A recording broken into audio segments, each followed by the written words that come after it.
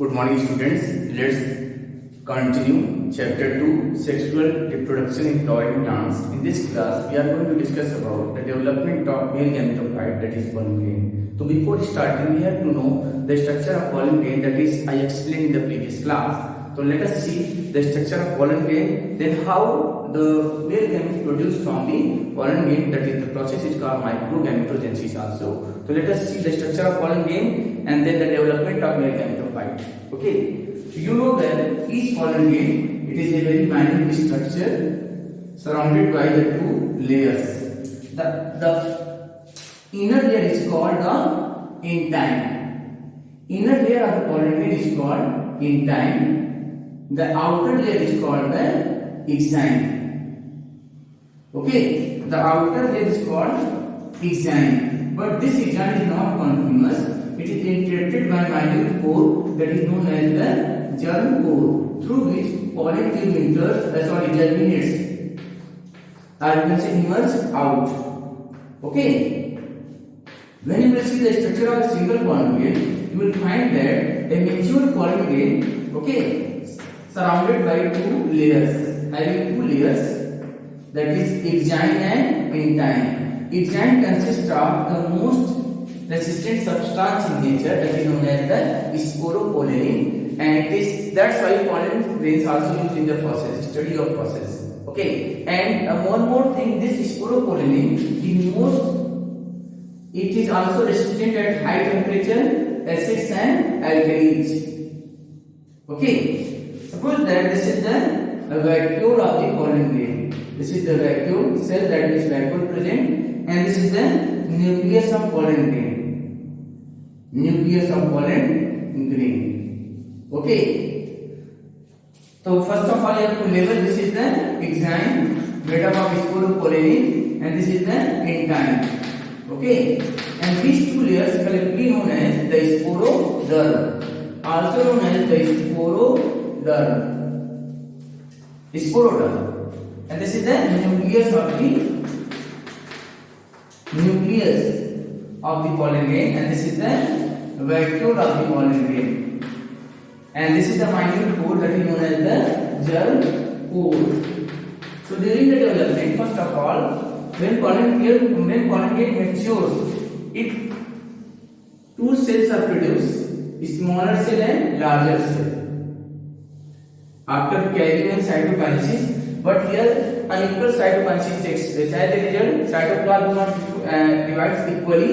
It produces two types of cells. Okay, the larger cell is called the tubecellar vegetative cell. Tubecellar vegetative cell, and the smaller cell is called the generative cell. Generative cell. Once again, when the pollen tube matures, during the development, it produces two types of cells due to unequal cytokinesis. Okay, as a result, there is a mitosis, division occurs, and unequal cytokinesis and karyokinesis occurs.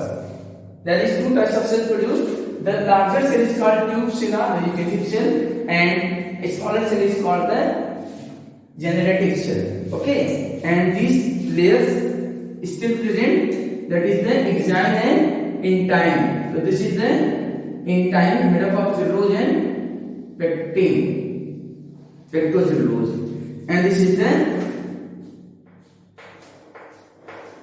exine.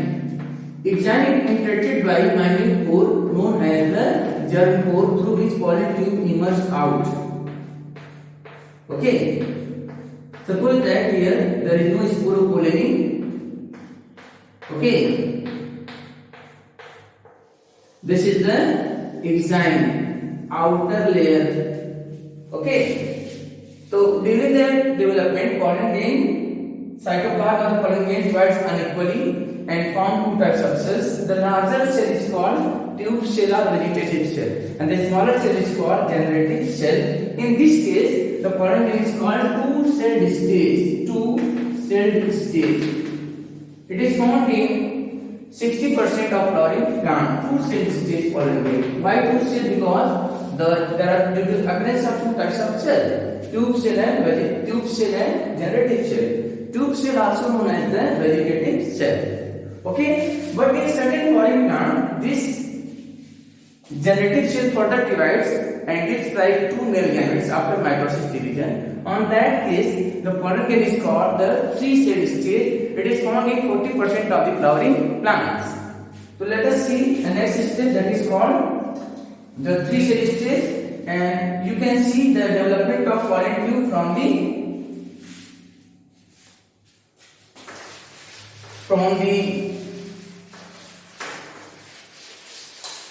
generative from the germ pore.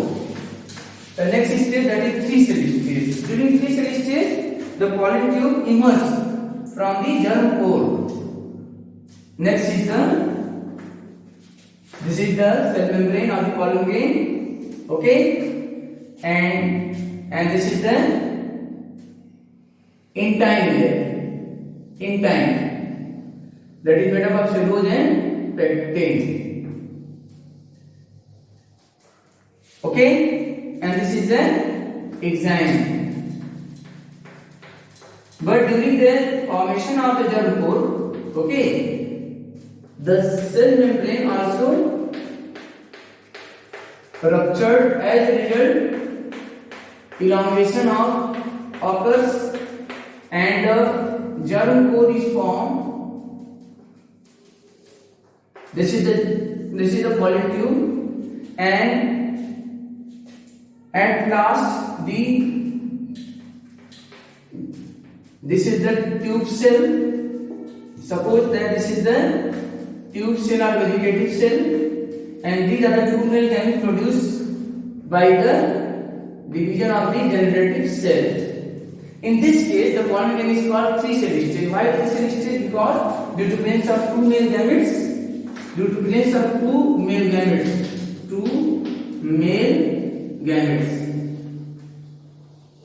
and this is the tube cell or vegetative cell. Later on, tube cell or vegetative cell degenerates. Tube cell or vegetative cell. In this case, the pollen grain is called three-cell stage. Why? Due to mix of the two cells in the form of two male gametes and one tube cell or vegetative cell. And this structure is called pollen tube. That will be the double fertilization. We will discuss later when we discuss about the double fertilization. Okay, so this is about the development of the male gametophytes. It is the process also known as the microgametogenesis because male gametes are produced from the pollen grain. So during the development of male gametophytes, first of all, the nucleus karyokinesis occurs and unequal cytokinesis occurs. As a result, the cytoplasm divides unequally and produce two types of cells when the pollen grain matures. The larger cell is called tube cell or you can say vegetative cell, and smaller cell is called generative cell. Okay, and in this case the pollen grain is called two-cell stage. It is found in 60% of the flowering plant. But in some flowering plants, the generative cell further divides and produces two male gametes. On that case, the pollen grain is called three-cell stage. At the same time, the pollen tube will emerge from the germ pore along. It is the tube-like structure that emerges from the germ pore. Okay, so this is all about the development of male gametophytes. So this is we have completed the male part. In the next class, we will discuss about the female part. Thank you.